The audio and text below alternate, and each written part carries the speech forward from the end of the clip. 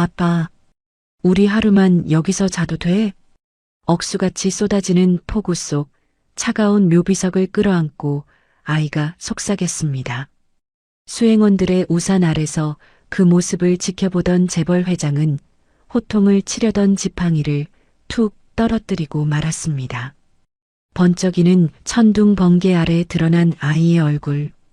그것은 3년 전 자신이 돈 없이는 아무것도 아니라며 매몰차게 내쫓았던 죽은 아들의 어린 시절과 소름 끼칠 정도로 똑같았기 때문입니다. 민우야, 설마 이 아이들이 자신의 오만이 낳은 처참한 광경 앞에서 천하의 강 회장은 빗물인지 눈물인지 모를 것을 쏟아내며 무릎을 꿇었습니다. 차라리 악몽이길 바랐던 그날의 만남. 하지만 그것은 멈춰버린 가문의 시계를 다시 돌릴 기적의 시작이었습니다. 별빛 달빛 사연입니다. 오늘의 사연 시작합니다. 구독해 주시면 채널 운영하는데 도움이 됩니다. 하늘에 구멍이라도 뚫린 듯 비가 억수같이 쏟아지는 날이었습니다. 태성그룹 강진혁 회장의 외아들 강민우의 3주기 기일이었죠. 검은 세단들의 행렬이 좁은 도로를 따라 뱀처럼 길게 늘어서서 추모공원으로 들어서고 있었습니다. 차창을 때리는 빗소리가 마치 누군가의 통곡처럼 거세게 들려왔습니다. 가장 앞선 리무진의 문이 열리고 경호원들이 재빨리 검은 우산을 펼쳤습니다. 강진혁이 굳은 표정으로 차에서 내리며 옷매무새를 다듬었습니다. 그 뒤를 따라 내린 아내 윤서영은 부축 없이는 서 있기도 힘겨울 만큼 위태로워 보였습니다. 그녀의 얼굴은 3년 전 아들을 잃은 그날에서 단 하루도 나아가지 못한 채 창백하게 질려 있었죠. 강진혁이 윤서영의 어깨를 감싸며 낮게 말했습니다. 당신 몸도 안 좋은데 차에 있는 게 낫지 않겠어? 윤서영이 고개를 가로저으며 대답했습니다. 아니에요. 우리 민우 보러 가는 길인데 제가 어떻게 차에만 있어요. 가요. 어서. 강진혁은 더는 말리지 못하고 아내를 부축해 묘역으로 향하는 언덕길을 올랐습니다. 빗물은 점점 더 거세게 몰아쳐 수행원들의 우산마저 무색하게 만들었습니다. 그런데 묘역 입구에 다다랐을 때였습니다. 강진혁의 매서운 눈길이 구석진 철조망 쪽으로 향했습니다. 철조망 하단이 누군가 인위적으로 뜯어낸 듯 훼손되어 있었고 그 아래로 작은 진흙 발자국들이 묘비 쪽으로 이어져 있었습니다. 강진혁이 미간을 찌푸리며 비서실장을 향해 소리쳤습니다. 김전무, 저게 뭐야? 보안 관리를 어떻게 하길래 개구멍이 뚫려 있어? 김전무가 당황하여 허리를 숙이며 대답했습니다. 죄송합니다, 회장님. 어제 점검할 때까지만 해도 이상 없었습니다. 당장 확인하겠습니다. 그때였습니다. 앞서 묘비 쪽을 점검하던 경호원들이 무전을 치며 당황하는 기색이 역력했습니다. 강진혁과 윤서영이 급한 걸음으로 다가가자 경호원들의 검은 장벽 너머로 믿을 수 없는 광경이 드러났습니다. 차가운 대리석 묘비 앞에 낡은 비닐 우비 하나를 뒤집어 쓴 채 웅크리고 있는 조그만 아이들이 있었습니다. 비바람을 피해 서로를 꼭 끌어안고 있는 아이들의 행색은 꾀죄죄하기 짝이 없었죠. 강진혁이 지팡이로 바닥을 내리치며 호통쳤습니다. 너희들은 누구냐? 여기가 어디라고 들어와? 경호실장이 아이들을 끌어내려 다가가자 남자아이가 여자아이를 등 뒤로 숨기며 바들바들 떨면서도 도끼 어린 눈으로 소리쳤습니다. 우리 쫓아내지 마요. 아빠한테 인사만 하고 갈 거예요. 순간 번쩍하고 천둥 번개가 칠흑 같은 하늘을 갈랐습니다. 그 섬광 아래 비에 젖은 남자아이의 얼굴이 선명하게 드러났습니다. 오뚝한 콧날, 겁에 질려 크게 뜬 눈망울, 그리고 결정적으로 왼쪽 눈 밑에 찍힌 흐릿한 점까지 윤서영이 비명 같은 신음을 토하며 그 자리에 주저앉았습니다. 아, 민우야. 강진영 역시 숨이 턱 막히는 것 같았습니다. 죽은 아들 강민우의 어린 시절을 그대로 복제해 놓은 듯한 아이였습니다. 강진혁은 흙탕물이 튀는 것도 아랑곳하지 않고 무릎을 꿇고 아이와 시선을 맞췄습니다. 떨리는 손을 뻗어 아이의 뺨을 만지려 하자 아이가 흠칫 놀라 뒤로 물러섰습니다. 강진혁이 떨리는 목소리로 물었습니다. 너 이름이 뭐냐? 누구 아들이야? 아이는 잔뜩 겁을 집어먹은 채 품속에서 무언가를 꺼냈습니다. 비닐에 꽁꽁 싸매졌지 않은 아주 낡은 사진 한 장이었습니다. 젊은 시절의 강민우가 갓난아기 둘을 안고 환하게 웃고 있는 사진이었죠. 아이가 사진을 내밀며 울먹였습니다. 아빠가 힘들면 여기 찾아오라고 했어요. 할아버지 여기 계시다고. 강진혁이 사진을 받아들고 멍하니 아이를 바라보았습니다. 사진 속 아들의 미소가 비수가 되어 가슴을 후벼 팠습니다. 윤서영이 기어이 엉금엉금 기어가 아이들을 와락 끌어안았습니다. 세상에, 내 새끼, 이게 무슨 꼴이니? 민우야, 이게 내 핏줄이란 말이냐? 윤서영의 통곡 소리가 빗소리에 섞여 구슬프게 울려 퍼졌습니다. 아이들은 낯선 할머니의 품이 무서우면서도 따뜻한 온기에 저항하지 못하고 가만히 안겨 있었습니다. 잠시 후 강진혁의 지시로 아이들은 태성그룹 회장 전용 리무진으로 옮겨졌습니다. 밖은 여전히 폭우가 쏟아지고 있었지만 차 안은 최고급 히터가 돌아가며 금세 훈훈해졌습니다.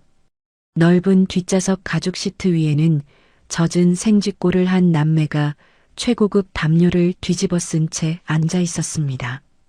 강진혁은 맞은편 보조석에 앉아 그 모습을 뚫어지게 바라보았고 윤서영은 옆자리에서 수건으로 아이들의 젖은 머리카락을 닦아주며 하염없이 눈물을 흘렸습니다. 강진혁이 무겁게 입을 열었습니다. 이름이 강민재, 강민주라고 했니? 남자아이가 빵 부스러기가 묻은 입가를 소매로 닦으며 고개를 끄덕였습니다. 네. 강진혁이 주먹을 꽉 쥐며 다시 물었습니다. 엄마는 어디 계시냐? 그 질문에 민재의 표정이 어두워졌습니다. 옆에 있던 민주가 민재의 팔에 매달리며 작은 목소리로 말했습니다. 오빠, 엄마 보고 싶어. 민재가 동생의 손을 꼭 잡아주며 담담하게 대답했습니다. 엄마는 작년에 하늘나라 갔어요. 많이 아팠거든요. 윤서영이 입을 틀어막으며 흐느꼈습니다. 강진혁은 애써 감정을 누르며 다시 물었습니다.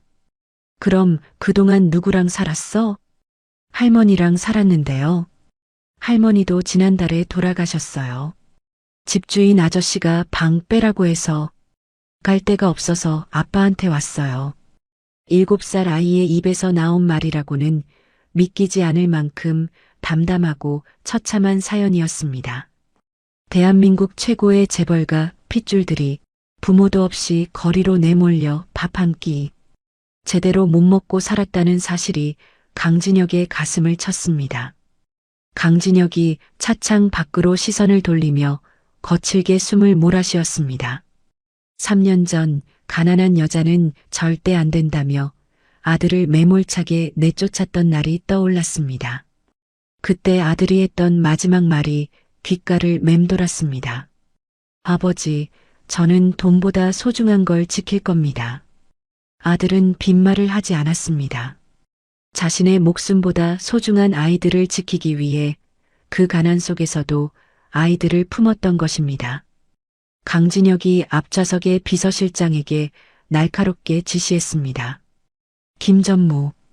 김전무가 즉시 뒤를 돌아보며 대답했습니다. 네, 회장님. 지금 당장 병원 잡아서 유전자 검사 진행해. 그리고 민우 녀석 지난 3년간 어떻게 살았는지 낱낱이 조사해서 보고해. 밥은 뭘 먹었는지, 잠은 어디서 잤는지 하나도 빠짐없이 찾아와. 강진혁의 목소리에는 서슬퍼런 분노와 뒤늦은 후회가 뒤섞여 있었습니다. 김 전무는 긴장한 표정으로 고개를 숙였습니다. 알겠습니다. 즉시 처리하겠습니다. 차는 빗길을 뚫고 거대한 저택을 향해 미끄러지듯 나아갔습니다. 이윽고 태성그룹 본가의 육중한 철문이 끼익 소리를 내며 열렸습니다. 화려하지만 적막했던 죽은 아들의 흔적만이 유령처럼 떠돌던 그 거대한 공간에 낡은 옷을 입은 두 아이가 들어서고 있었습니다.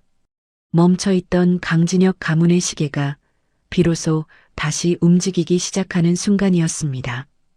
저택에 도착한 지 며칠 후 태성그룹 본가의 욕실 문이 열리고 목욕을 마친 아이들이 쭈뼛거리며 걸어 나왔습니다.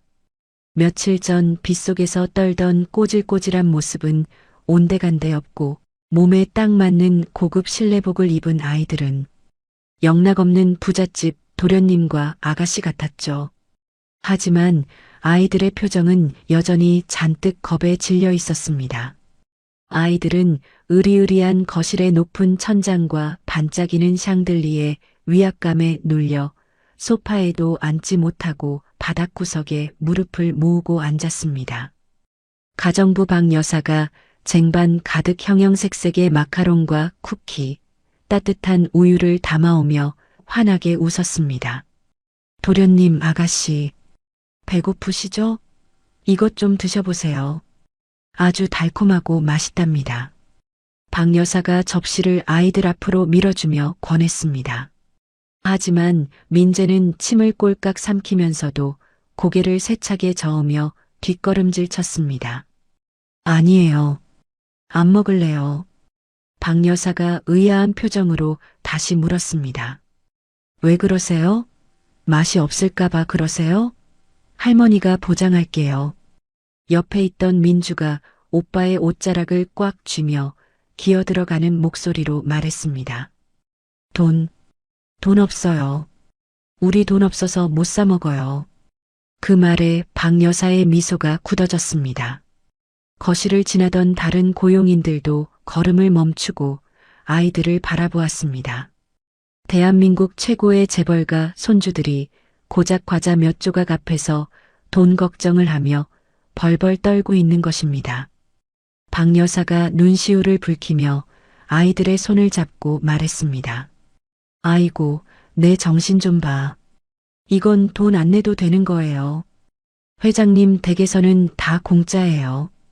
그러니 어서 드세요. 네.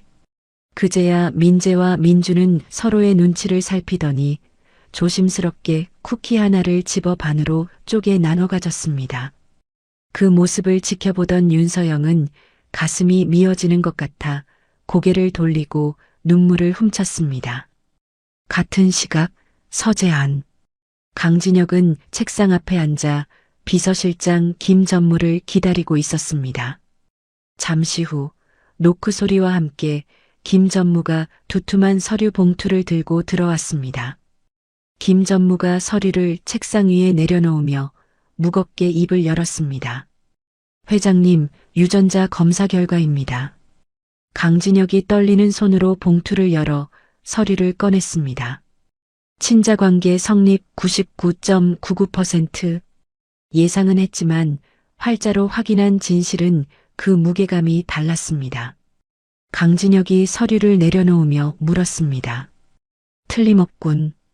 그래, 민우 그 녀석? 지난 3년 동안 어떻게 살았다고 하더냐?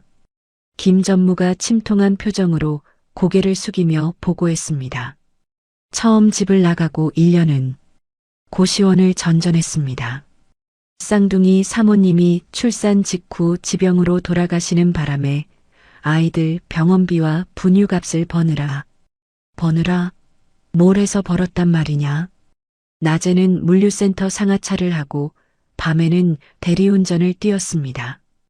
편의점 폐기 도시락으로 끼니를 때우면서도 아이들 예방접종은 한 번도 거르지 않았다고 합니다. 강진혁이 눈을 질끈 감았습니다.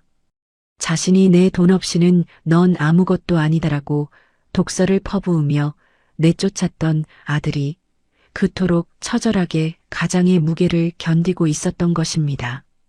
김 전무가 조심스럽게 낡은 수첩 하나를 책상 위에 올려놓으며 말했습니다.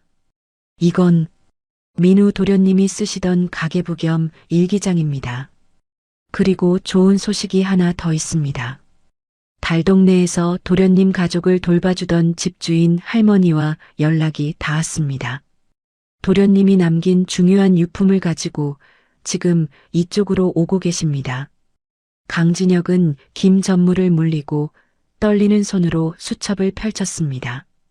기름때와 손때가 잔뜩 묻은 수첩에는 치열한 생존의 기록이 빼곡했습니다. 분유 2통 48,000원, 민재 감기약 3,000원, 내 밥값 영원물로 배채움. 페이지를 넘길 때마다 강진혁의 손이 부들부들 떨렸습니다. 수첩의 뒷부분, 아들이 죽기 며칠 전 날짜에 적힌 글귀가 강진혁의 시선을 붙잡았습니다. 스마트폰이 고장났다. 아이들 커가는 모습을 찍어두고 싶은데 중고 장터에서 아주 싼 캠코더를 하나 샀다. 화질은 별로지만 우리 민주 웃는 얼굴은 담을 수 있겠지. 그리고 그 밑에 덧붙여진 글이 있었습니다. 아버지가 보고 싶다. 예전엔 아버지가 너무 엄하고 무섭기만 했다. 나를 사랑하지 않는다고 생각했다. 그런데 내가 아빠가 되어보니 알겠다. 아버지는 태성이라는 거대한 집을 지키기 위해 그토록 외롭고 무서운 자리에 서 계셨던 거다.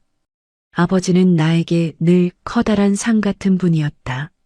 성공해서 아이들 데리고 떳떳하게 찾아뵙고 싶다. 아버지, 저 잘 살고 있어요. 라고 강진혁이 수첩을 가슴에 품고 책상에 엎드렸습니다. 으흐흑, 이 미련한 놈아, 바보 같은 놈아. 천하의 강진혁 회장이 짐승처럼 울부짖었습니다. 아들은 자신을 원망하지 않았습니다. 오히려 그 가난 속에서도 아버지를 이해하고 그리워하고 있었던 것입니다. 서재박 복도까지 통곡 소리가 울려 퍼졌습니다. 그때 서재 문이 빼꼼히 열렸습니다. 울음소리에 놀란 민주였습니다. 민주가 고사리 같은 손에 무언가를 쥐고 쭈뼛쭈뼛 다가왔습니다. 강진혁이 황급히 눈물을 훔치고 아이를 바라보았습니다. 민주야, 왜 그러느냐? 민주가 주먹을 펴며 반짝이는 것을 내밀었습니다. 길가에서 주운 듯한 유리구슬 하나였습니다. 민주가 강진혁의 무릎에 구슬을 올려놓으며 말했습니다. 할아버지, 울지 마세요. 이거 제 보물 1호인데요. 이거 드릴 테니까 슬퍼하지 마세요. 강진혁은 그 작은 구슬을 보며 가슴이 무너져 내리는 것 같았습니다. 이 아이는 자신의 가장 소중한 것을 내어주며 할아버지를 위로하고 있었습니다. 강진혁이 의자에서 내려와 민주를 와락 끌어안으며 말했습니다. 오냐, 고맙다. 할아버지가 안 올게. 이제 할아버지가 너희를 지켜줄게. 아무도 너희를 건드리지 못하게 할 거야. 강진혁은 굳게 다짐했습니다. 아들이 목숨 걸고 지킨 이 아이들을 위해 자신의 남은 생을 바치겠다고 말이죠. 저택의 모든 시스템을 아이들 위주로 바꾸고 다시는 이 아이들의 눈에서 눈물이 흐르게 하지 않겠다고 맹세했습니다. 그렇게 슬픔이 조금씩 치유되려던 찰나였습니다. 갑자기 저택 현관 쪽에서 와장창 무언가 깨지는 소리와 함께 날카로운 여자의 고함이 들려왔습니다. 비켜. 내가 내 새끼들 보러 왔다는데 너희가 뭔데 막아.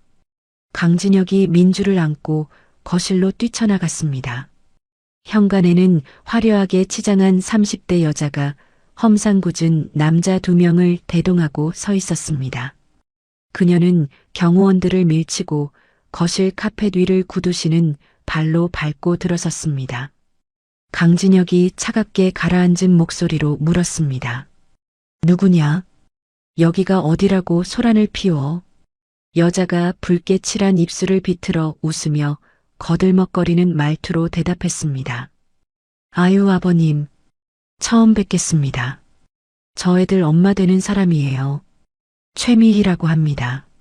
소파 뒤에 숨어있던 민재와 민주가 그 여자를 보자마자 사색이 되어 벌벌 떨기 시작했습니다. 아이들의 반응은 반가움이 아닌 극심한 공포 그 자체였습니다. 민재가 민주를 감싸 안으며 비명을 지르듯 외쳤습니다. 저리 가. 우리 엄마 아니야. 저리 가. 강진혁의 눈매가 매섭게 변했습니다. 평화로워지려던 저택에 탐욕스러운 불청객이 들이닥치며 새로운 폭풍이 몰아치기 시작했습니다. 거실의 공기는 순식간에 얼어붙었습니다. 최미희는 뻔뻔하게 하이힐을 신은 채 거실 소파에 다리를 꼬고 앉았습니다. 그녀는 명품 가방에서 서류 봉투를 꺼내 탁자 위에 툭 던지며 비아냥거렸습니다. 최미희가 붉은 입술을 실룩이며 말했습니다. 여기 가족관계 증명서랑 친권 확인서예요. 법적으로 제가 유일한 보호자라고요. 내 새끼들 내가 데려가겠다는데 아무리 회장님이라도 못 막으시는 거 아시죠? 강진혁이 서류는 거들떠보지도 않고 차갑게 물었습니다. 원하는 게 뭐냐? 최미희가 코웃음을 치며 대답했습니다. 솔직해서 좋으시네. 애들 키우려면 돈이 들잖아요. 그동안 애 아빠가 하도 무능해서 제가 먹여 살리느라 등골이 빠졌거든요. 위자료랑 양육비 합쳐서 깔끔하게 50억 주시죠. 그럼 친권 포기 각서 써드리죠. 윤서영이 기가 막히다는 표정으로 가슴을 치며 외쳤습니다. 뭐라고요? 50억? 네가 감히 내 아들을 모욕하고 손주들을 돈으로 흥정해? 최미희가 눈을 동그랗게 뜨고 표독스럽게 대꾸했습니다. 아니면 뭐 제가 데려가서 키우고요. 기자들 불러서 재벌 회장이 가난한 며느리 뺏어갔다고 인터뷰라도 한번 할까요? 태성그룹 주가 좀 떨어지겠네. 그때였습니다. 강진혁이 비서실장에게 눈짓을 보냈습니다. 그러자 굳게 닫혀있던 서재 문이 열리고 검은 정장을 입은 태성그룹 법무팀 변호사 5명이 걸어 나와 최미희를 포위하듯 둘러쌌습니다. 최미희가 당황하여 주위를 둘러보며 소리쳤습니다. 뭐야 당신들? 강진혁이 소파에서 천천히 일어나며 낮게 으르렁거렸습니다. 내 손주들 몸값으로 50억? 싸구려 흥정은 집어치워. 김 변호사 설명해줘라. 변호사 중 한 명이 앞으로 나서며 차가운 어조로 말했습니다. 최미애 씨, 당신이 제출한 서류가 위조되었다는 정황을 이미 포착했습니다. 공문서 위조 및 행사, 사기 미수, 그리고 협박죄까지 지금 당장 현행범으로 체포될 수 있습니다. 최미희의 얼굴이 흑빛이 되었습니다. 그녀는 벌떡 일어나 아이들이 숨어있는 소파 뒤로 다가갔습니다. 이것들이 사람을 바보로 하나? 야, 강민재, 너 일이 안 나와? 엄마 집에 가자. 최미희가 민재의 팔을 거칠게 낚아채자 민주가 비명을 질렀습니다. 싫어. 아, 오빠. 민재가 민주를 감싸며 최미희의 팔을 물어뜯으려 하자 최미희가 손을 치켜들었습니다. 이게 어디서 어른한테. 짝! 날카로운 파열음이 거실을 울렸습니다. 하지만 맞은 것은 민재가 아니었습니다. 최미희의 고개가 획 돌아갔습니다. 언제 다가왔는지 윤서영이 온몸을 부들부들 떨며 서 있었습니다. 평소의 우아함은 온데간데였고 새끼를 지키려는 어미의 살기만이 가득했습니다. 윤서영이 손가락질하며 고함쳤습니다. 네가 감히 내 집에서 내 손주에게 손을 대. 당장 그 더러운 손 치워. 최미희가 맞은 뺨을 감싸 쥐고 도끼 어린 눈으로 윤서영을 노려보았습니다. 이 늙은 여편니가 돌았나? 최미희가 윤서영에게 달려들려는 일촉즉발의 순간이었습니다. 현관문이 쾅 열리며 누군가 태풍처럼 들이닥쳤습니다. 이 천벌을 받을련. 네가 여기가 어디라고 기어들어와. 비에 쫄딱 젖은 몸빼 바지 차림의 박할머니였습니다. 박할머니는 신고 있던 고무신을 벗어 최미희의 뒤통수를 정확히 가격했습니다. 아! 최미희가 비명을 지르며 뒤를 돌아보자 박할머니가 씩씩거리며 달려들어 최미희의 머리채를 휘어잡았습니다. 네가 애미야? 네가 사람 새끼야? 민우 총각 등골 빼먹고 도망간 꽃뱀년이 어디서 죽은 사람 이름을 팔아. 박할머니는 최미희를 바닥에 내동댕이 쳤습니다. 최미희가 바닥을 구르며 비명을 질렀습니다. 상황은 순식간에 뒤집혔습니다. 박할머니가 헝클어진 머리를 쓸어 넘기며 강진혁에게 고개를 숙였습니다. 회장님, 늦어서 죄송합니다. 전현 사기꾼이에요. 민우 총각이랑 살던 여자가 아니라 그 옆방 살던 도박쟁이 년이라고요. 애들 앞으로 나오는 수급비 훔쳐가고 민우 총각 없을 때 애들 때리던 악마 같은 년입니다. 강진혁의 눈에서 불길이 일었습니다. 바닥에 주저앉은 최미희는 사색이 되어 뒷걸음질 쳤습니다. 아니, 저 노망난 할망구가 무슨 소릴. 증거 여기 있다. 박할머니가 품속 보자기를 풀러 비서실장에게 건넸습니다. 낡은 테이프 방식의 캠코더였습니다. 비서실장 김 전무가 재빨리 캠코더를 거실의 대형 TV에 연결했습니다. 지지직거리는 노이즈 화면이 지나고 초췌하지만 다정한 미소를 띤 강민우의 얼굴이 대형 화면에 가득 찼습니다. 아버지, 어머니, 이 영상을 보실 때쯤이면 저는 이미 이 세상 사람이 아니겠네요. 불효자는 끝까지 염치 없이 부탁만 드립니다. 화면 속 아들의 목소리에 윤서영은 입을 틀어막고 주저앉아 오열했습니다. 혹시라도 최미희라는 여자가 아이들을 찾아오면 절대 아이들을 내주시면 안 됩니다. 그 여자는 제 지갑에 손을 대다 걸려서 쫓겨난 사람입니다. 아이들을 학대하고 협박했던 사람이에요. 제 아이들의 엄마는 쌍둥이를 낳고 바로 하늘로 갔습니다. 민재랑 민주는 저에게 남은 유일한 사랑입니다. 모든 진실이 밝혀지는 순간이었습니다. 최미희는 입을 뻥긋거리지도 못하고 바들바들 떨고 있었습니다.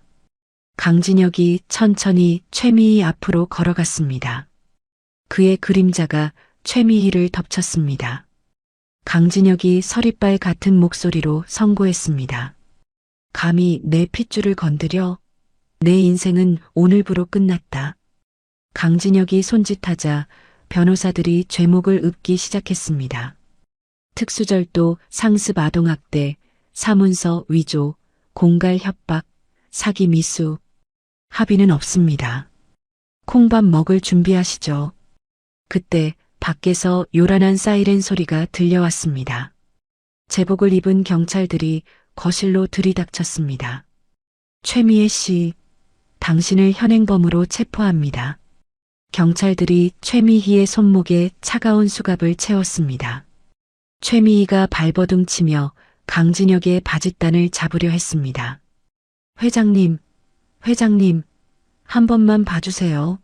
제가 잠시 미쳤었나 봐요. 살려주세요.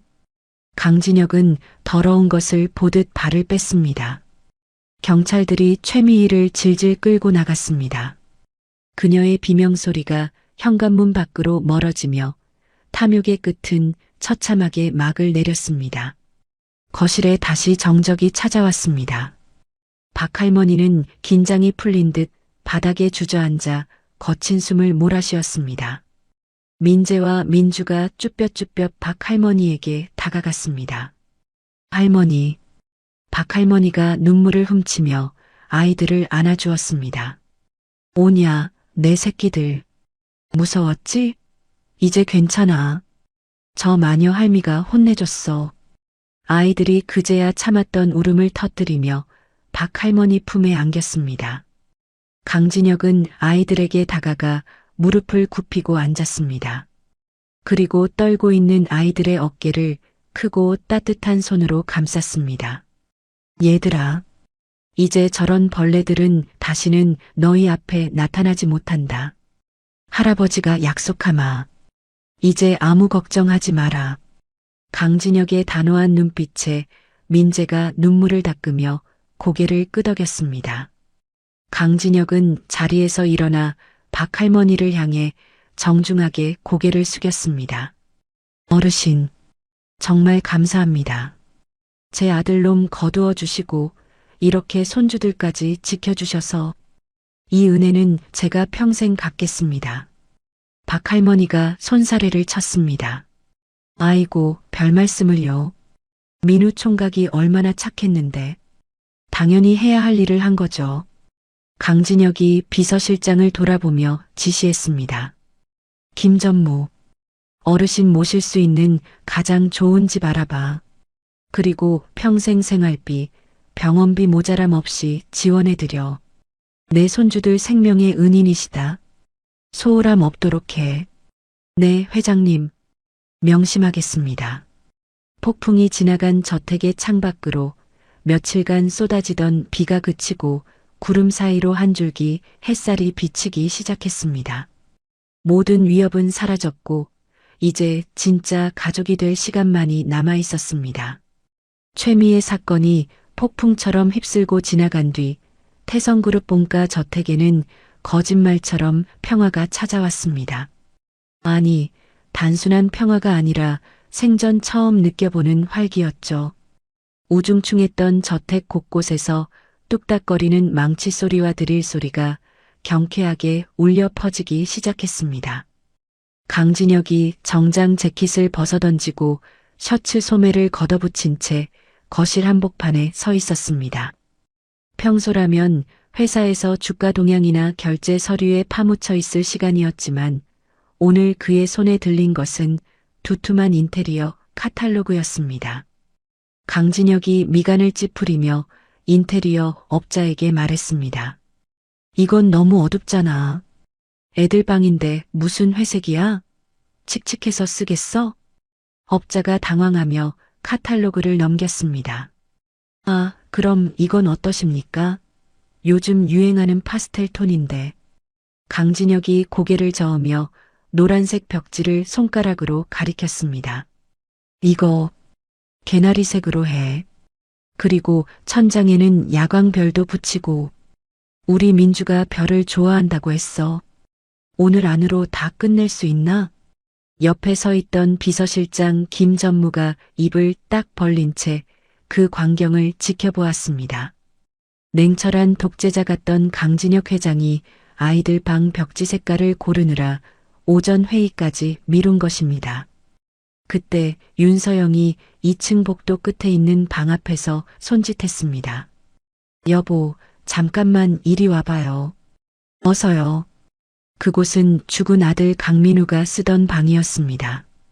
지난 3년간 그 누구도 들어가지 못하게 봉인해 두었던 슬픔의 성역이었죠. 강진혁이 계단을 올라 그 방으로 들어섰습니다.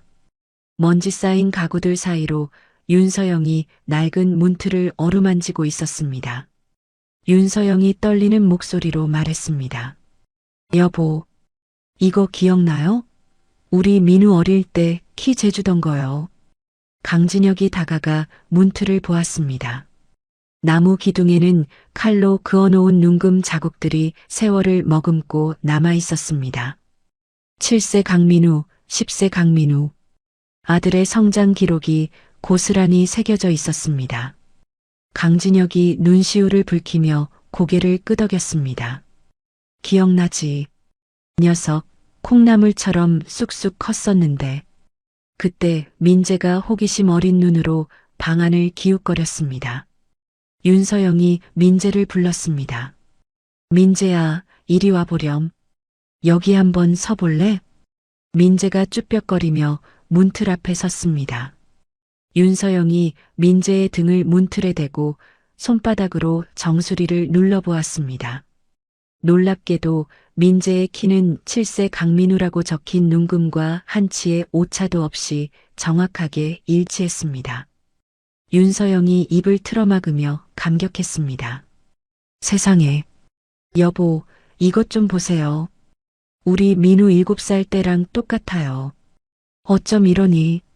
강진혁이 민재의 앞에 무릎을 꿇고 앉았습니다. 30년의 세월을 뛰어넘어 눈앞에 손자가 죽은 아들의 어린 시절과 겹쳐 보였습니다. 이것은 단순한 우연이 아니었습니다. 끈질기고도 위대한 핏줄의 증명이었습니다. 강진혁이 민재의 어깨를 잡고 목이 맨 소리로 말했습니다. 그래, 네가 민우 아들이 맞구나. 내 손자가 맞아. 민재가 영문을 모르겠다는 표정으로 눈을 깜빡이며 물었습니다. 할아버지, 울어요? 어디 아파요? 강진혁이 고개를 세차게 저으며 환하게 웃어 보였습니다. 아니다. 좋아서 그래. 너무 좋아서. 이날 오후 법무팀장이 서재로 들어와 서류 봉투를 내밀었습니다. 법무팀장이 상기된 표정으로 보고했습니다. 회장님, 법원에서 임시 미성년 후견인 지정 결정문이 나왔습니다. 워낙 사안이 급박하고 증거가 명확해서 이례적으로 빨리 처리되었습니다. 이제 정식 입양 절차만 남았습니다. 법적으로도 완벽하게 회장님의 보호 아래 있게 되었습니다. 강진혁이 서류를 받아들고 깊은 안도의 한숨을 내쉬었습니다. 수고했네. 이 서류, 금고 가장 깊은 곳에 넣어둬. 회사 기밀 서류보다 더 중요한 거야. 이제 저택의 공기는 완전히 바뀌었습니다. 딱딱하고 엄격했던 고용인들도 아이들의 천진난만한 장난에 무장해제되었습니다. 복도에서는 민주가 비눗방울을 불며 뛰어다녔고 박 여사는 그런 민주를 따라다니며 웃음꽃을 피웠습니다. 죽어가던 거대한 집에 새로운 생명의 맥박이 힘차게 뛰기 시작한 것입니다. 그날 밤 아이들의 방은 완전히 다른 세상이 되어 있었습니다. 천장에는 야광별이 은하수처럼 빛나고 푹신한 침대와 장난감이 가득했습니다. 똑똑. 방문이 열리고 강진혁이 들어왔습니다. 그의 손에는 큼지막한 동화책이 들려 있었습니다. 잠옷 차림의 회장님은 퍽 어색해 보였습니다. 강진혁이 헛기침을 하며 물었습니다. 아직 안 자고 뭐 하느냐? 민주가 이불 밖으로 얼굴만 쏙 내밀며 대답했습니다. 잠이 안 와요. 할아버지, 책 읽어주세요. 강진혁은 침대맡 의자에 엉거주춤 앉았습니다. 평생 결제 서류만 보던 그가 동화책을 펼치는 모습은 누가 봐도 서툴렀습니다.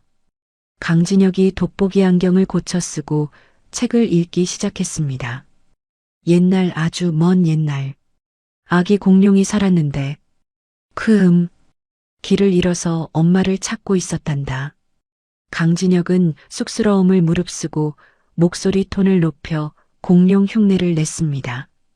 크엉, 내가 너를 구해줄게. 민주가 까르르 넘어가며 박수를 쳤습니다. 와, 할아버지 목소리 진짜 공룡 같아요. 더 해주세요.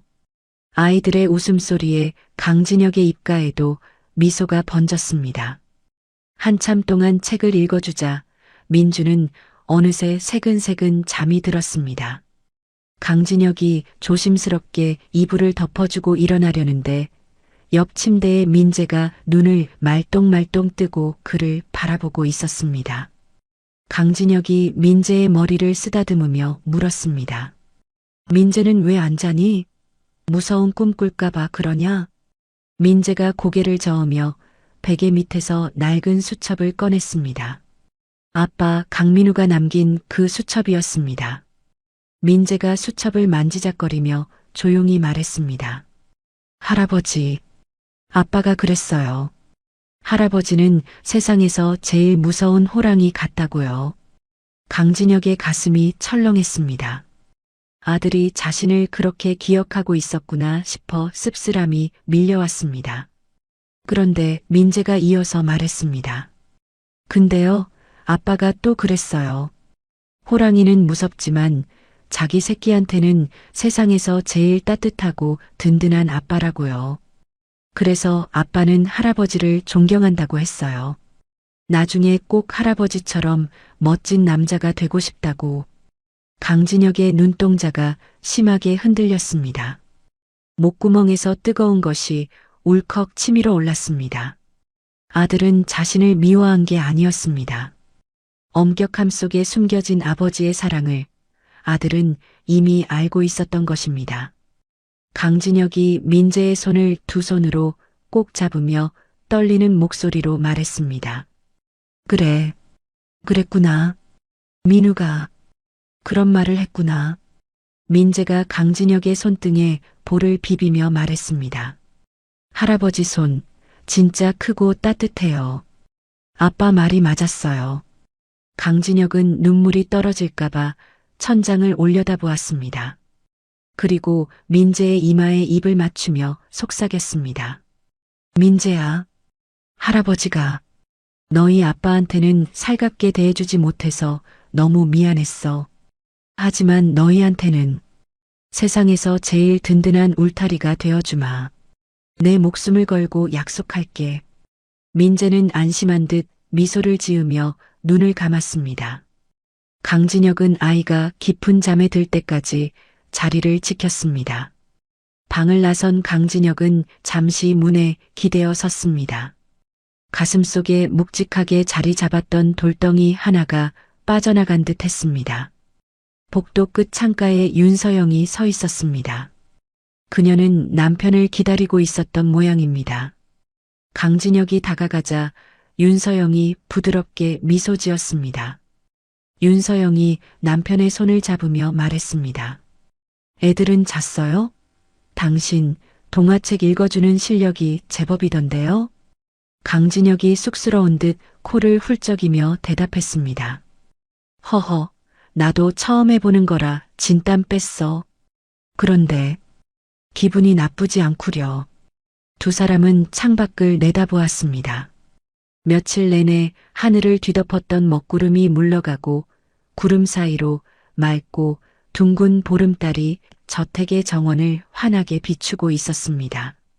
강진혁이 윤서영의 손을 더욱 꽉 잡으며 말했습니다. 비가 그쳤어, 여보.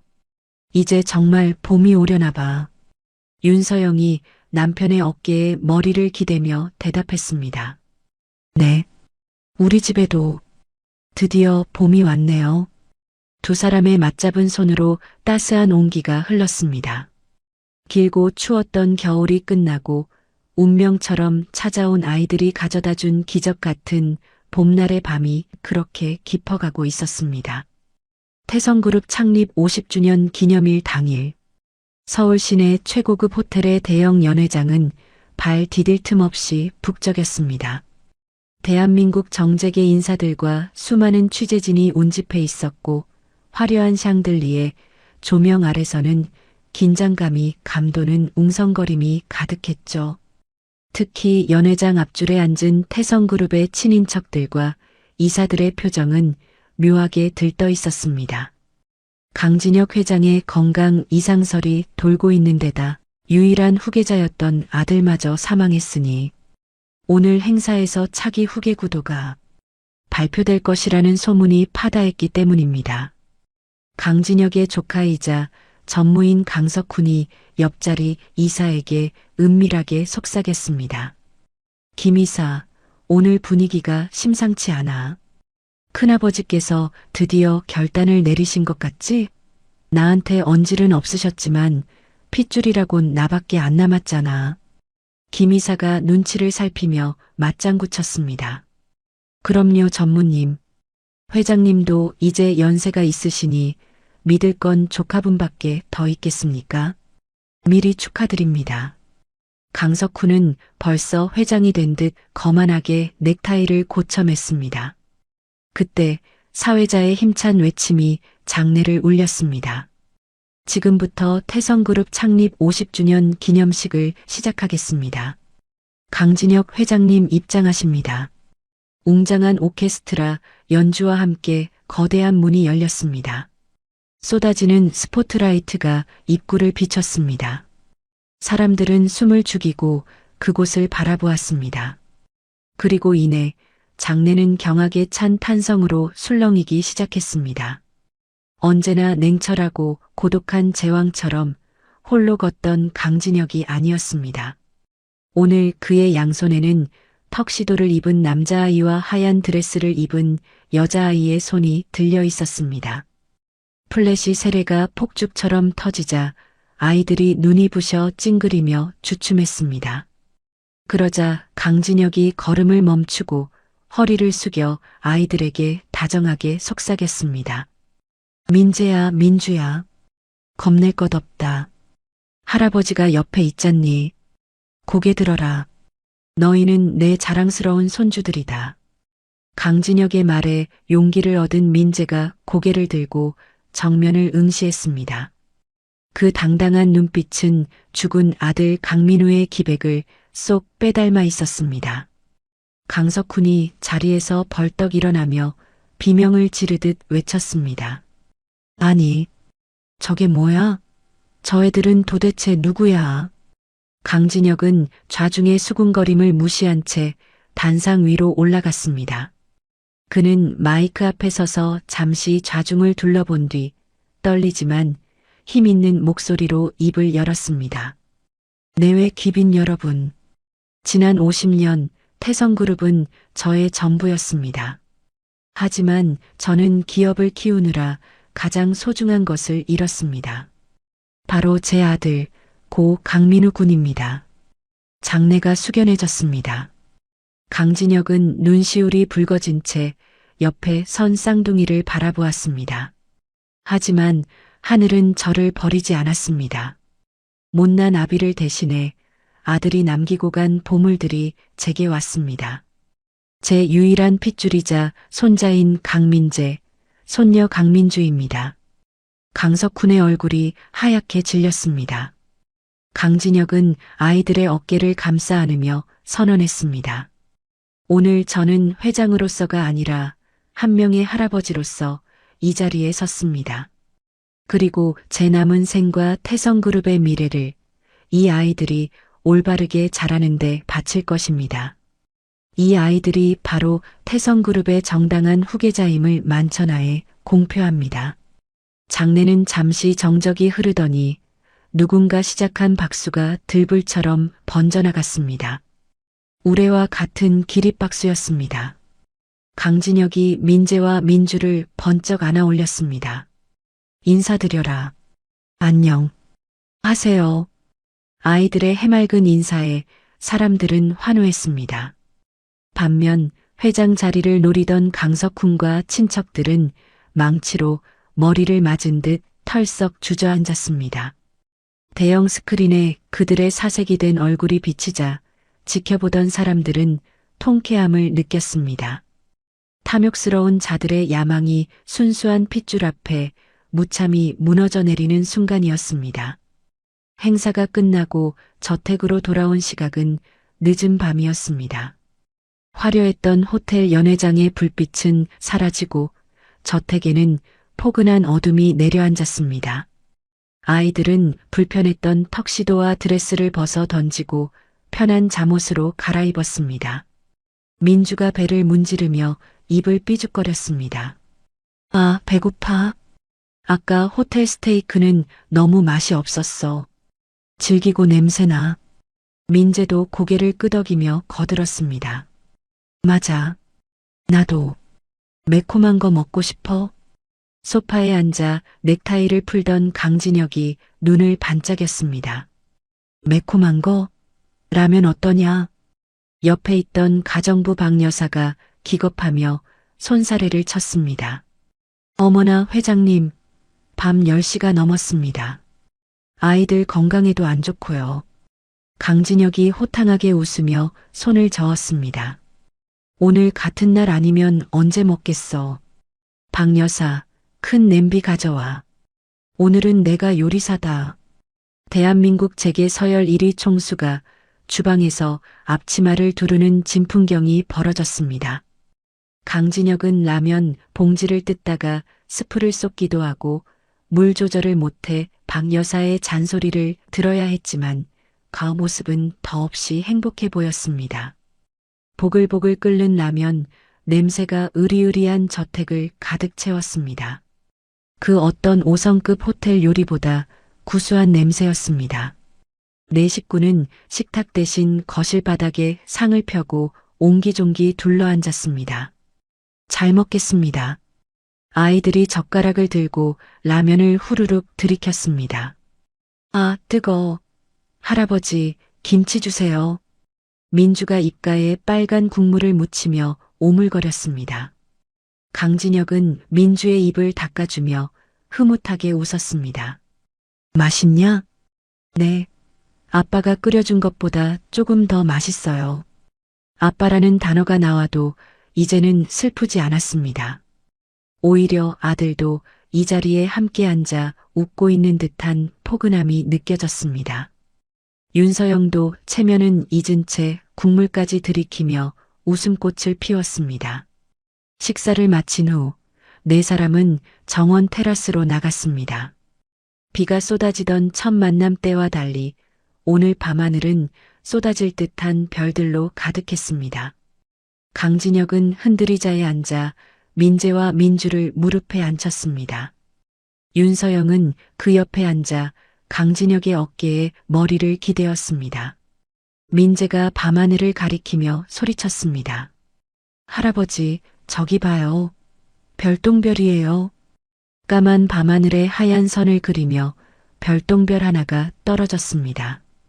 윤서영이 아이들의 머리를 쓰다듬으며 말했습니다. 소원 빌어야지. 우리 강아지들은 무슨 소원 빌었어? 민주가 눈을 꼭 감았다 뜨며 씩씩하게 대답했습니다. 저는요, 우리 가족 아무도 안 아프고 맨날 할아버지가 끓여준 라면 먹게 해달라고 빌었어요. 민주의 엉뚱한 소원에 모두가 빵 터져 웃음을 터뜨렸다. 강진혁이 민재를 바라보며 물었습니다. 우리 민재는 무슨 소원 빌었느냐? 민재는 잠시 생각하더니 어른스러운 표정으로 말했습니다. 아빠한테 이제 걱정 말라고 했어요. 할아버지랑 할머니랑 행복하게 잘 살 거라고요. 그리고 할아버지랑 천년만년 오래오래 같이 살게 해달라고 빌었어요. 강진혁의 가슴이 뭉클해졌습니다.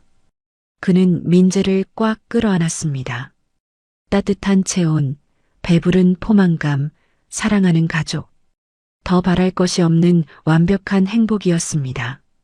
강진혁은 이 순간이 영원히 멈췄으면 좋겠다고 생각했습니다. 강진혁이 밤하늘을 올려다보며 속으로 되뇌었습니다. 민우야, 보고 있느냐? 내 아이들이 이렇게 예쁘게 웃는구나. 고맙다. 나에게 이런 행복을 알게 해줘서. 하지만 운명의 신은 질투가 많은 법일까요? 가장 빛나는 순간에 가장 짙은 어둠이 예고도 없이 찾아왔습니다. 민재가 갑자기 코를 훌쩍거렸습니다. 민재가 손으로 코를 훔치자 손등에 붉은 선혈이 묻어났습니다. 민주가 놀라서 소리쳤습니다. 오빠, 코 피나? 강진혁이 다급하게 주머니에서 손수건을 꺼내 민재의 코를 막았습니다. 피곤했나 보구나. 고개를 뒤로 젖혀라, 어서. 단순한 코피라고 생각했습니다. 오늘 하루 너무 긴장하고 뛰어다녀서 그런 것이라 여겼죠. 하지만 피는 멈추지 않고 손수건을 적시고 뚝뚝 떨어져 하얀 잠옷을 붉게 물들였습니다. 민재의 얼굴이 급격하게 창백해졌습니다.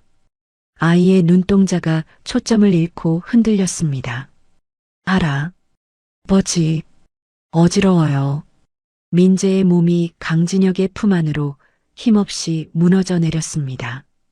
축 늘어진 아이의 팔이 바닥으로 툭 떨어졌습니다. 강진혁이 사색이 되어 소리쳤습니다. 민재야, 민재야, 정신 차려라. 여보, 119 불러.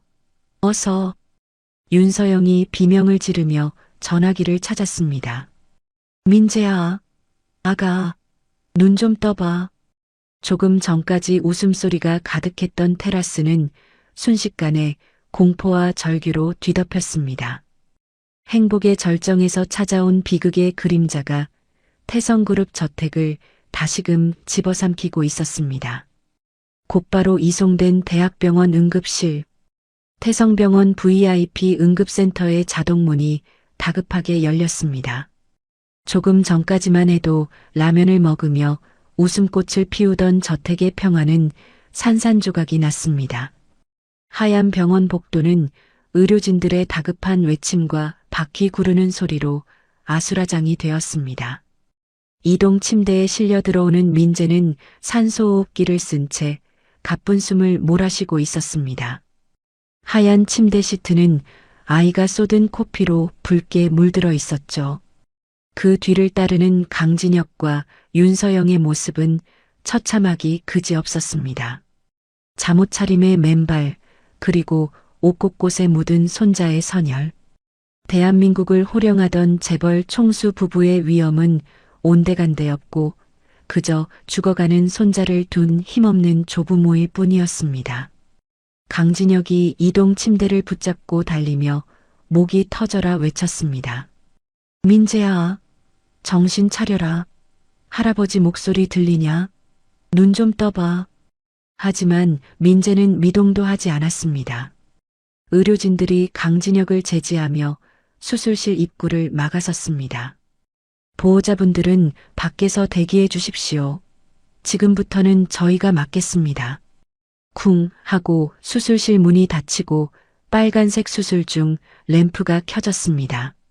그 붉은 빛은 마치 경고등처럼 강진혁의 심장을 조여왔습니다.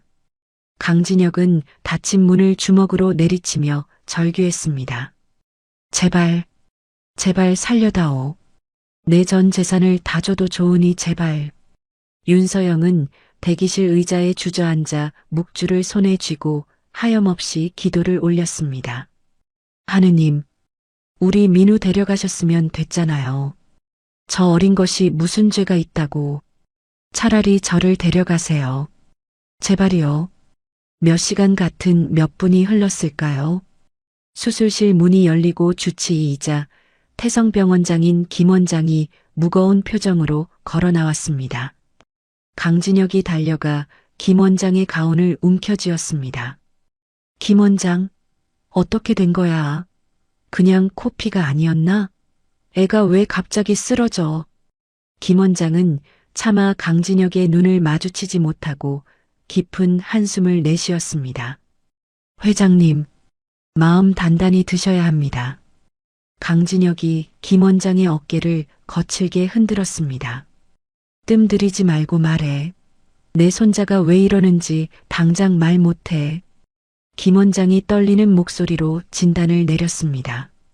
급성 골수성 백혈병입니다. 그것도 진행 속도가 아주 빠른 악성입니다. 백혈병? 그 단어를 듣는 순간 강진혁은 머리를 둔기로 맞은 듯 비틀거렸습니다. 30년 전 아들 강민우가 앓았던 바로 그 병이었습니다.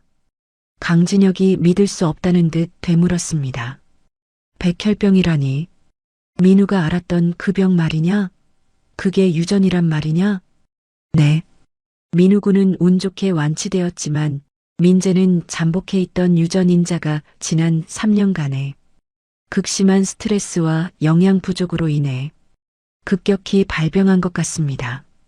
거리 생활을 하면서 면역력이 바닥난 상태라 상황이 좋지 않습니다. 김 원장의 설명은 강진혁에게 사형 선고나 다름없었습니다. 아이들이 거리에서 겪었던 그 모진 고생들이 밥 한 끼 제대로 못 먹고 떨었던 그 시간들이 결국 이런 비극의 씨앗이 되었다는 사실에 강진혁은 가슴을 쥐어뜯었습니다. 강진혁이 바닥에 주저앉으며 오열했습니다. 다 내 탓이야. 내가 놈들을 조금만 더 일찍 찾았더라면 그 빗속에 내버려 두지만 않았어도 내가 죽인 거야. 내가 내 손자를 죽인 거라고. 강진혁이 다시 벌떡 일어나 김 원장의 손을 잡고 애원했습니다. 치료법은 있을 거 아니야. 돈은 얼마든지 들어도 좋아. 이 병원을 통째로 팔아서라도 살려내. 미국이든 유럽이든 최고 명의를 데려와. 하지만 김 원장은 고개를 저었습니다. 항암 치료로는 한계가 있습니다. 이미 수치가 너무 안 좋아요. 유일한 희망은 골수 이식뿐입니다. 최대한 빨리 공여자를 찾아야 합니다. 일주일, 길어야 열흘입니다. 그 안에 이식하지 못하면 장담할 수 없습니다. 열흘, 시한부 선고였습니다. 이제 막 할아버지 소리를 듣기 시작했는데, 이제 막 웃음을 되찾았는데, 하늘은 그 행복을 허락하지 않으려는 듯 했습니다. 다음 날부터 태성그룹 비서실은 전시 상황으로 돌입했습니다. 전 세계 골수 기증 은행과 적십자사에 긴급 협조 공문이 뿌려졌고 현상금이나 다름없는 막대한 사례금까지 내걸렸습니다. 하지만 희소식은 들려오지 않았습니다. 비서실장 김 전무가 퀭한 눈으로 병실 복도에 서 있는 강진혁에게 보고했습니다. 회장님, 미국과 유럽 쪽 데이터베이스를 다 뒤졌지만 일치자가 없습니다. 강진혁이 초조하게 입술을 물어뜯으며 물었습니다. 일본 쪽은? 중국은? 그쪽도 마찬가지입니다. 유전자 형이 워낙 희귀해서 강진혁의 얼굴이 흑빛으로 변해갔습니다. 태성그룹의 그 막강한 정보력과 자본으로도 단 한 명의 생명의 은인을 찾을 수 없었습니다. 돈으로 무엇이든 할 수 있다고 믿었던 강진혁의 오만이 산산이 부서지는 순간이었습니다. 가장 먼저 검사했던 쌍둥이 동생 민주마저 불일치 판정을 받았습니다. 민주가 주사 자국이 선명한 팔을 내밀며 울먹였습니다. 할머니, 나 오빠한테 내 피 다 줘도 되는데 나 주사 하나도 안 무서운데 왜 안 된대요?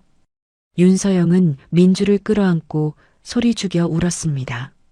윤서영 본인도 검사를 받았지만 고령인데다 지병이 있어 공여가 불가능하다는 판정을 받은 상태였습니다. 한편 원장실에서는 은밀한 대화가 오가고 있었습니다. 김 원장이 모니터에 뜬 검사 결과를 보며 심각한 표정으로 앉아 있었습니다. 그 앞에는 비서실장 김 전무가 서 있었죠. 김 원장이 모니터를 끄며 단호하게 말했습니다. 비서실장, 회장님께는 불일치라고 보고하게. 김 전무가 깜짝 놀라 되물었습니다. 네, 원장님, 그게 무슨 말씀이십니까? 회장님 결과가 일치합니까? 일치해. 100% 일치야. 하지만 수술은 절대 안 돼. 그게 무슨, 아이가 죽어가는데 수술이 안 된다니요.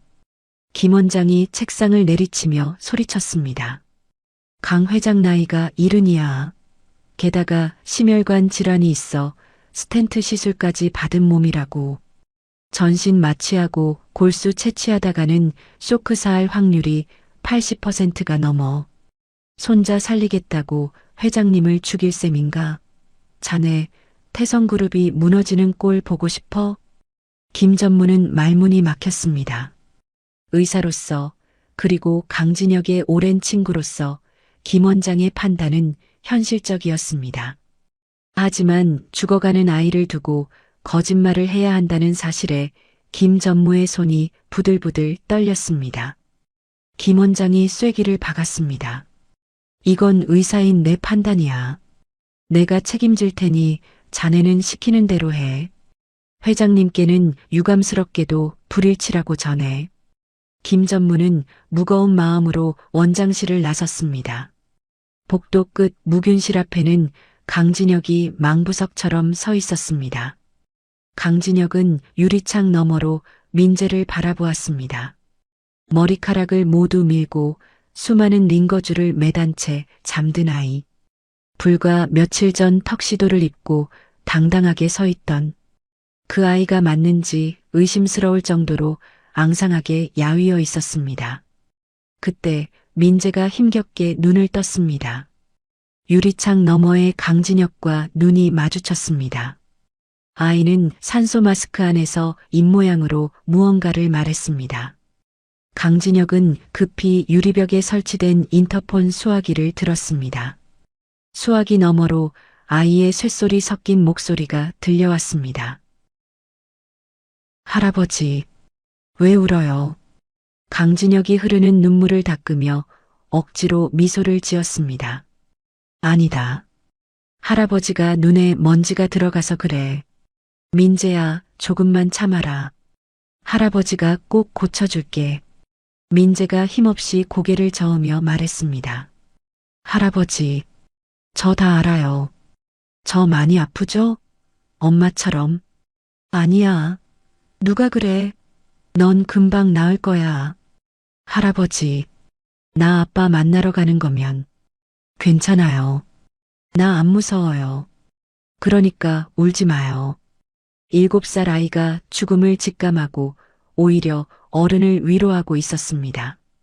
할아버지랑 할머니랑 민주, 내가 하늘에서 아빠랑 같이 지켜줄게요. 나 없어도 민주랑 행복하게 살아야 돼요. 약속해요. 그 처연한 효심 앞에 강진혁은 무너져 내렸습니다. 그는 수화기를 놓치고 유리를 주먹으로 치며 오열했습니다. 안 돼. 누가 널 데려간단 말이냐? 절대 안 보내. 내가 널 어떻게 찾았는데. 이놈의 세상이 어떻게 나한테 이래. 강진혁은 견딜 수 없는 고통에 비틀거리며 병원 복도로 뛰쳐나갔습니다. 엘리베이터도 기다리지 못하고 비상구 계단을 통해 아래층으로 내려갔습니다. 그가 향한 곳은 병원 구석에 있는 작은 예배당이었습니다.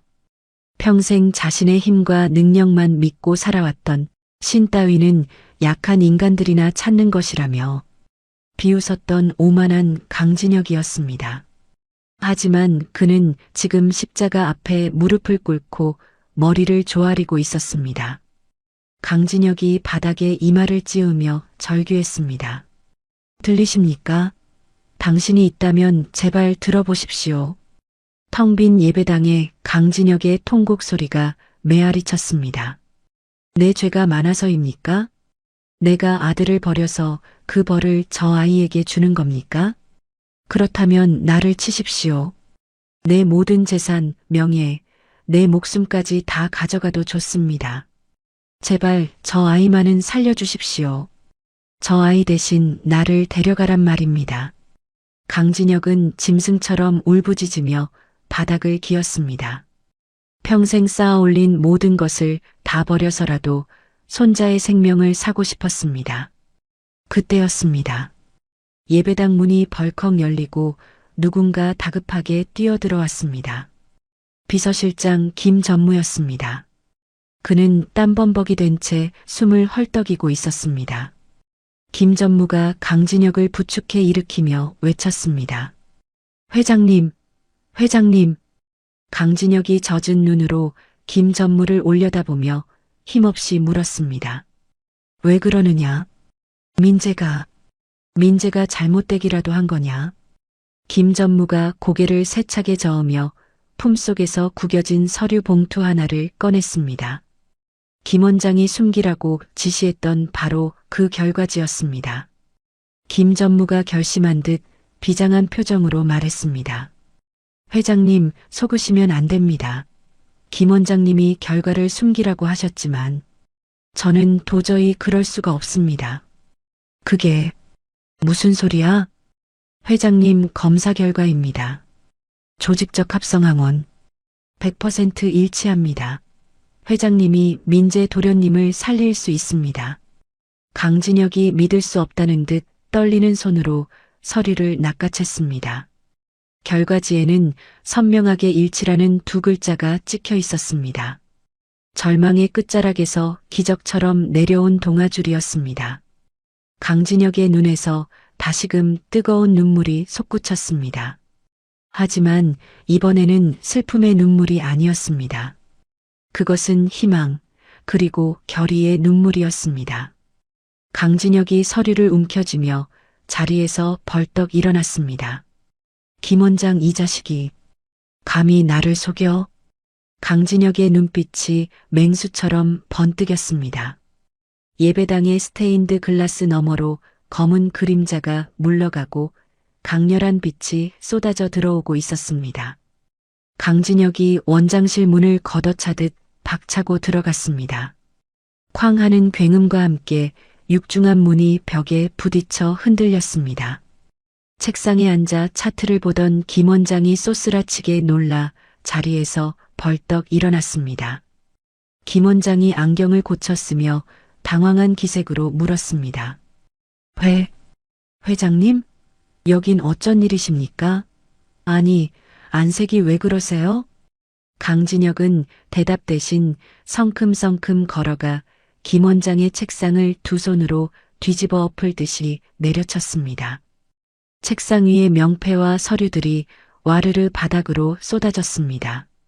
강진혁이 서류 뭉치를 김 원장의 얼굴에 집어 던지며 고함쳤습니다. 자네가 의사야? 내 친구 맞아? 어떻게 나를 속일 수가 있어? 감히 내 손자 목숨을 가지고 장난을 쳐? 김 원장은 바닥에 흩어진 결과지를 보고 사색이 되었습니다. 비서실장이 배신했다는 것을 직감했죠. 김 원장이 강진혁의 팔을 붙잡으며 다급하게 변명했습니다. 회장님, 제발 진정하십시오. 다 회장님을 위해서였습니다. 회장님 연세가 70입니다. 게다가 작년에 스텐트 시술까지 받으셨잖아요. 전신 마취하고 골수 채취하다가는 심장에 무리가 옵니다. 잘못하면 테이블 데스, 수술대 위에서 돌아가실 수도 있단 말입니다. 강진혁이 김 원장의 멱살을 잡고 거칠게 흔들었습니다. 내 목숨? 그게 지금 중요해? 내 손자는 지금 죽어가고 있어. 내 핏줄이 죽어가는데 내가 살아서 뭐해? 회장님이 돌아가시면 태성그룹은 어쩌고요? 수만 명의 직원은 누가 책임집니까? 냉정하게 생각하십시오. 강진혁의 눈에서 파란 불꽃이 튀었습니다. 그는 멱살 쥔 손에 더욱 힘을 주며 낮고 으르렁거리는 목소리로 경고했습니다. 잘 들어라. 내 손자가 죽으면 태성그룹이고 뭐고 다 필요 없다. 그 아이가 없는 세상에서 내가 회장 노릇해서 뭐 하겠느냐. 강진혁이 김 원장을 밀쳐내며 서슬퍼런 협박을 가했습니다. 지금 당장 수술 준비해. 만약 내 손자가 수술을 못 받아서 잘못된다면 이 병원은 그날로 문 닫게 될 줄 알아라. 아니, 자네 의사 면허부터 박살을 내주마. 내 말이 빈말 같은가? 김 원장은 강진혁의 눈빛을 보고 얼어붙었습니다. 그것은 단순한 협박이 아니었습니다. 새끼를 잃은 맹수의 살기였고 대한민국 재계를 쥐락펴락하는 총수의 진짜 위험이었습니다. 김 원장이 결국 고개를 떨구며 항복했습니다. 알겠습니다. 준비하겠습니다. 대신 조건이 있습니다. 김 원장이 서랍에서 서류 한 장을 꺼내 내밀었습니다. 수술 중 회장님 신변에 무슨 일이 생겨도 병원 측에 책임을 묻지 않겠다는 면책각서입니다. 그리고 만에 하나 회장님이 위급해지시면 즉시 중단한다는 약속을 해주십시오. 강진혁은 각서 내용을 읽지도 않고 펜을 들어 망설임 없이 서명했습니다. 중단은 없다. 내가 심장이 멎어서 죽는 한이 있어도 골수 채취가 끝날 때까지는 멈추지 마. 내가 죽어서 아이가 산다면 그건 죽음이 아니라 영광이다. 강진혁이 각서를 김 원장의 가슴팍에 찔러 넣어주며 덧붙였습니다. 내 장례식 치를 걱정 말고 아이 살릴 걱정이나 해. 수술 결정이 내려지자 병원은 다시금 분주해졌습니다. 소식을 들은 윤서영이 사색이 되어 달려왔습니다. 윤서영이 강진혁의 손을 붙잡고 울먹였습니다. 여보, 당신 미쳤어요? 의사가 안 된다잖아요. 당신까지 잘못되면 우린 어떡해요? 민주는 어떡하고요? 강진혁이 아내의 어깨를 감싸 안으며 부드럽게 달랬습니다. 서영아, 나 안 죽어. 저 어린 것이 살겠다고 버티는데 할비가 되어서 도망갈 수 있겠어? 나 믿지? 나 강진혁이야. 저승사자 멱살을 잡고서라도 살아 돌아올 테니까 걱정 마. 강진혁은 눈물을 흘리는 아내를 뒤로하고 수술복으로 갈아입었습니다. 그리고 민재가 있는 무균실 전실로 들어갔습니다. 민재는 수술 준비를 위해 링거를 주렁주렁 매달고 겁에 질린 표정으로 누워 있었습니다. 할아버지가 수술복을 입고 나타나자 민재의 눈이 휘둥그레졌습니다. 민재가 산소 마스크 너머로 힘겹게 물었습니다. 할아버지, 왜 그 옷 입었어요? 할아버지도 아파요? 강진혁이 침대 곁으로 다가가 아이의 손을 꼭 잡았습니다. 그리고 짐짓 호탕하게 웃어 보였습니다. 아니, 할아버지는 하나도 안 아파. 민재야, 너 아이언맨 좋아하지? 민재가 작게 고개를 끄덕였습니다. 응, 지금 할아버지가 아이언맨처럼 변신하려고 준비하는 거야. 할아버지 피가 엄청 힘이 세거든.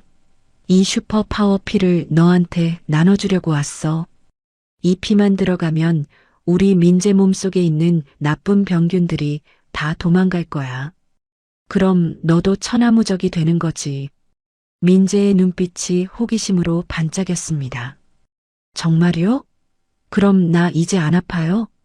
그럼 할아버지가 약속하마.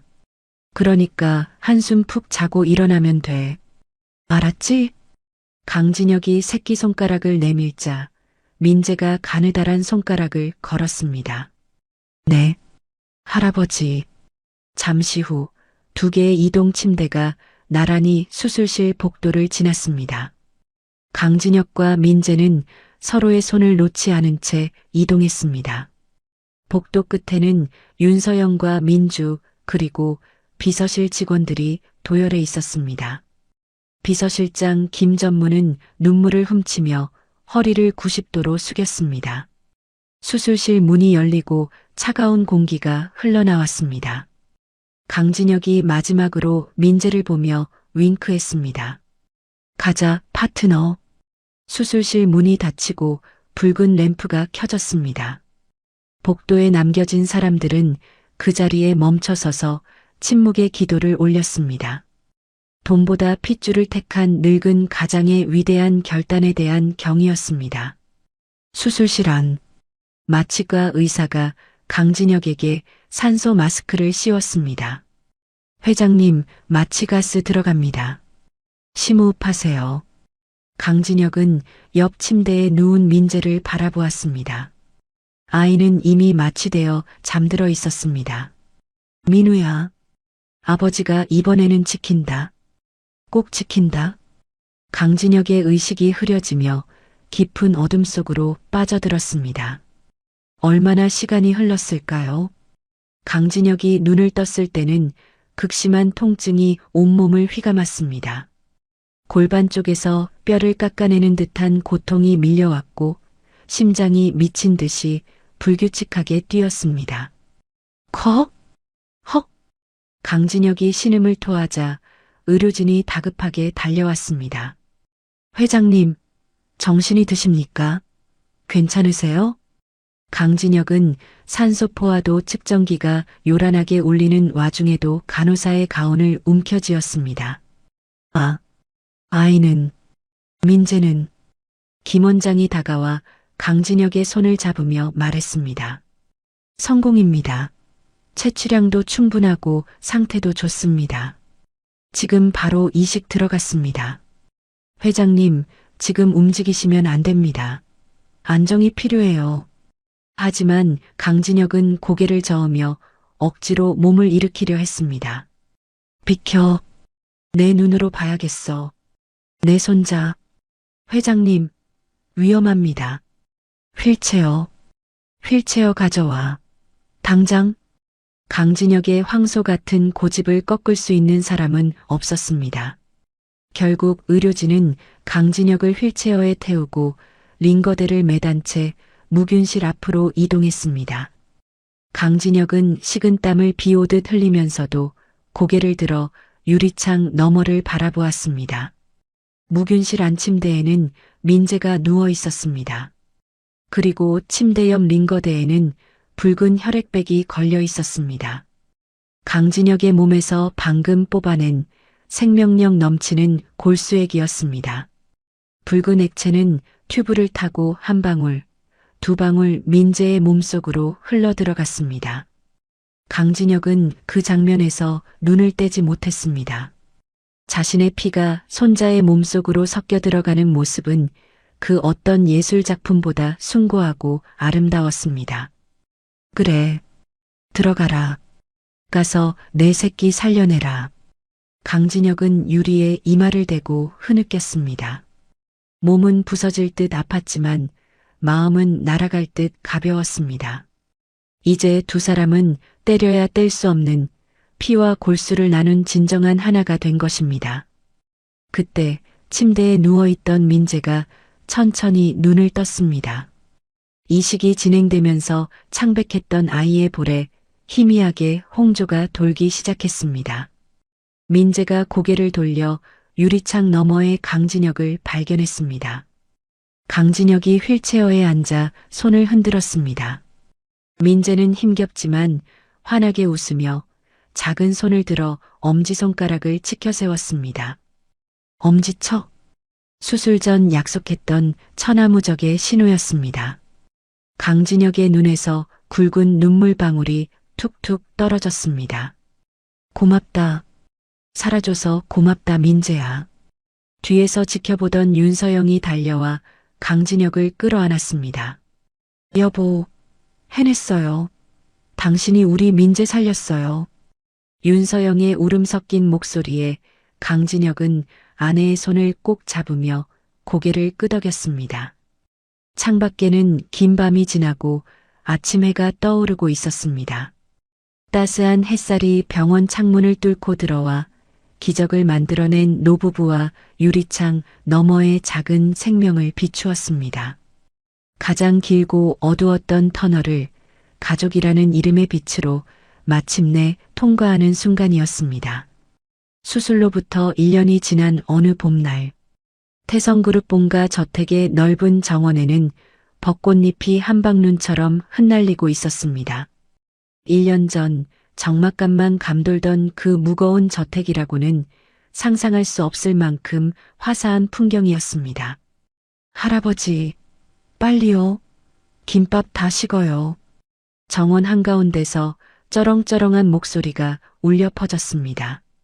까까머리에 링거를 달고 살던 강민재는 어느새 검고 윤기 나는 머리카락이 찰랑거리는 건강한 소년으로 돌아와 있었습니다.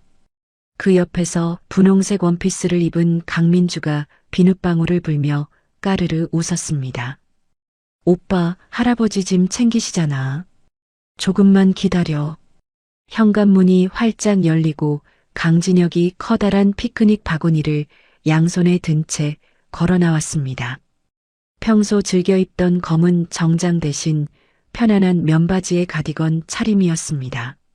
수술 후유증을 걱정했지만 손자와 생명을 나눴다는 기쁨 덕분인지 오히려 10년은 젊어진 듯 활력이 넘쳐 보였습니다. 뒤따라 나온 윤서영 역시 화사한 꽃무늬 스카프를 두르고 환하게 미소 짓고 있었습니다. 그녀의 손에는 보온병과 과일 도시락이 들려 있었습니다. 허허, 요 녀석들. 보채기는 할미가 과일 깎느라 늦은 거다. 그때 비서실장 김 전무가 현관으로 달려와 강진혁의 바구니를 받아들려 했습니다. 회장님, 무겁습니다. 제가 들겠습니다. 기사 대기시켜놨습니다. 강진혁이 몸을 획 돌리며 장난스럽게 손사래를 쳤습니다. 아니야, 이건 내가 들어야 해. 우리 손주들이 제일 좋아하는 참치 김밥이거든. 그리고 김 전무, 오늘 자네들은 다 쉬어. 우리끼리 다녀올 테니까 따라오지 마. 김 전무가 당황하며 물었습니다. 네, 경호원도 없이 직접 운전하시겠다고요? 위험합니다, 회장님. 강진혁이 주머니에서 차키를 꺼내 흔들며 호탕하게 웃었습니다. 위험하긴. 나 아직 팔팔해. 우리 가족끼리 오붓하게 소풍 가는데 검은 양복 입은 사람들이 따라붙으면 애들이 밥이 넘어가겠어? 오늘은 내가 운전기사다. 강진혁은 콧노래를 흥얼거릴 기세로 직접 SUV 운전석에 올랐습니다. 뒷좌석에 탄 쌍둥이는 창문을 내리고 벚꽃잎을 잡으려 손을 뻗으며 신이 났습니다. 강진혁이 룸미러로 아이들을 보며 물었습니다. 자, 안전벨트 맸지? 출발한다. 출발. 차는 부드럽게 저택을 빠져나갔습니다. 1년 전 비에 젖은 생쥐골로 들어왔던 아이들은 이제 세상에서 가장 사랑받는 아이들이 되어 봄 소풍을 떠나고 있었습니다. 라디오에서 흘러나오는 경쾌한 봄 노래를 따라 흥얼거리는 강진혁의 모습은 더 이상 근엄한 재벌 총수가 아닌 그저 행복한 손주 과보 할아버지였습니다. 1시간여를 달려 도착한 곳은 추모공원이었습니다. 차는 1년 전 그날처럼 언덕길을 올랐습니다. 하지만 분위기는 180도 달랐습니다. 억수같이 쏟아지던 비바람과 천둥 소리는 온데간데였고 따스한 봄 햇살과 살랑거리는 바람이 그들을 맞이했습니다. 강진혁과 윤서영, 민재와 민주가 나란히 강민우의 묘비 앞에 섰습니다. 묘비 주변은 이미 관리인이 심어둔 튤립과 수선화로 알록달록하게 단장되어 있었습니다. 민주가 제일 먼저 달려가 묘비에 볼을 비볐습니다. 차가웠던 비석도 오늘은 햇볕을 받아 따뜻했습니다. 아빠, 우리 왔어. 민주 왔어. 민재도 씩씩하게 걸어가 묘비 앞에 섰습니다. 민재는 가슴에 품고 온 앨범을 꺼내 비석 앞에 펼쳐 보였습니다. 아빠, 나 봐봐. 머리카락도 많이 자랐고 이제 하나도 안 아파. 할아버지가 나한테 슈퍼 파워 필을 나눠줬거든. 그래서 이제 나도 천하무적이야. 민재가 제자리에서 펄쩍 뛰어 보이며 자랑했습니다. 의사 선생님이 이제 축구도 해도 된대. 나 진짜 건강해졌지? 윤서영은 돗자리를 펴고 정성스럽게 싼 도시락을 하나씩 꺼냈습니다. 고소한 참기름 냄새가 묘역에 퍼졌습니다. 윤서영이 묘비 앞에 잡채와 전이 담긴 접시를 놓으며 말했습니다.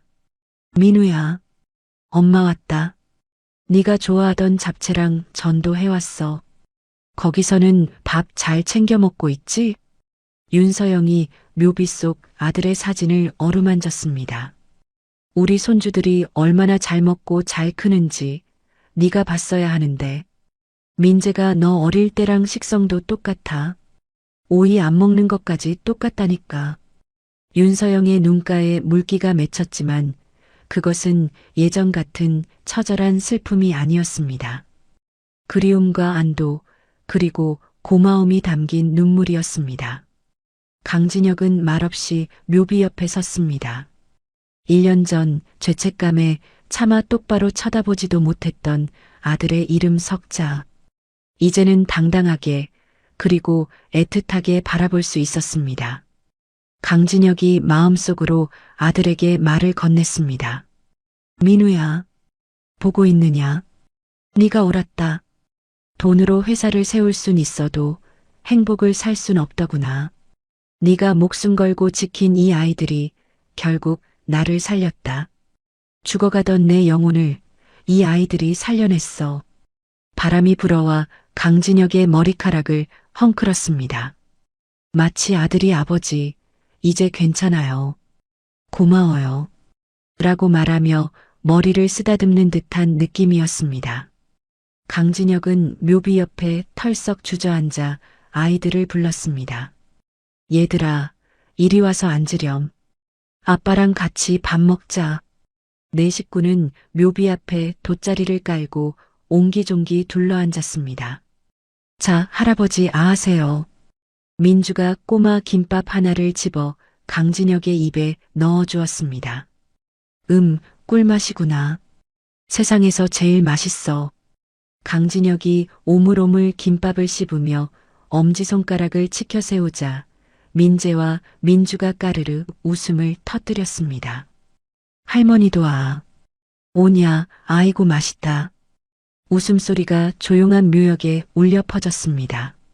지나가던 다른 성묘객들이 그 모습을 보고 흐뭇한 미소를 지을 정도로 평화로운 풍경이었습니다. 죽음의 장소였던 무덤가가 가족의 사랑으로 인해 가장 따뜻한 소풍 장소로 변해 있었습니다. 한참을 놀다 해가 뉘엿뉘엿 질 무렵이 되었습니다. 짐을 챙겨 일어선 강진혁이 마지막으로 묘비를 돌아보았습니다. 붉은 노을빛을 받아 묘비 속 강민우의 사진이 환하게 빛나고 있었습니다. 강진혁이 나직하게 속삭였습니다. 고맙다, 민우야. 우리에게 와줘서. 그리고 이 예쁜 녀석들 남겨줘서 정말 고맙다. 강진혁은 민재의 손을 잡았습니다. 윤서영은 민주의 손을 잡았습니다. 그리고 강진혁과 윤서영이 서로의 손을 다시 맞잡았습니다. 강진혁이 아이들을 보며 활기차게 말했습니다. 자, 이제 집으로 가자. 가서 할아버지가 또 라면 끓여줄까? 와, 좋아요. 할아버지 라면 최고. 네 사람은 길게 이어진 하나의 그림자가 되어 언덕을 내려갔습니다. 그들의 등 뒤로 붉은 노을이 축복처럼 따뜻하게 쏟아져 내렸습니다. 폭풍우가 지나간 자리에 비로소 찾아온 태성그룹 가문의 가장 완벽하고 아름다운 봄이었습니다. 차가운 폭우 속 묘비 앞에서 떨던 아이들과의 만남으로 시작된 이야기가 따뜻한 봄 햇살 아래서 행복한 마침표를 찍었습니다. 강 회장은 손자를 살리기 위해 자신의 뼈를 깎는 고통을 감내했지만 결국 그 선택이 메말라가던 자신의 삶을 다시 살게 만들었습니다. 돈으로 쌓아 올린 거대한 성보다 더 단단하고 소중한 것은 바로 서로를 지키려는 가족이라는 울타리였음을 보여준 감동적인 여정이었습니다. 여러분의 삶에도 혹시 차가운 겨울비가 내리고 있나요? 하지만 잊지 마세요. 서로를 아끼고 사랑하는 마음만 있다면 언젠가 반드시 강 회장 가족이 맞이한 눈부신 봄날은 찾아옵니다. 오늘 이 이야기가 여러분의 지친 마음에 작은 위로와 희망이 되었기를 바랍니다. 여러분의 가정에도 늘 따스한 웃음꽃이 피어나길 진심으로 응원하겠습니다. 이야기를 끝까지 들어주신 분이 계시다면 잘 들었다고 댓글 하나만 남겨주세요. 감사합니다.